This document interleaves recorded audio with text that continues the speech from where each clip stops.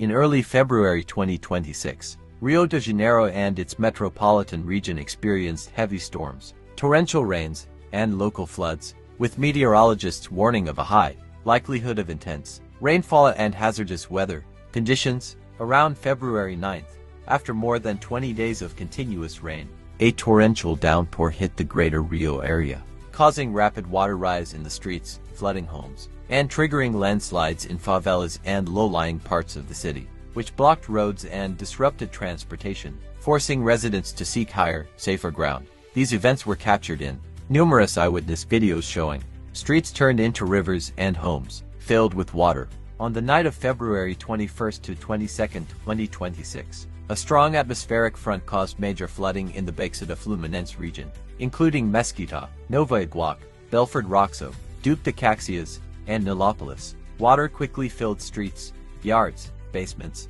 and first floors of buildings. Low-lying residents were forced to evacuate or find higher ground. Cars were stranded in water flows, and debris and fallen trees created barricades, making transportation difficult.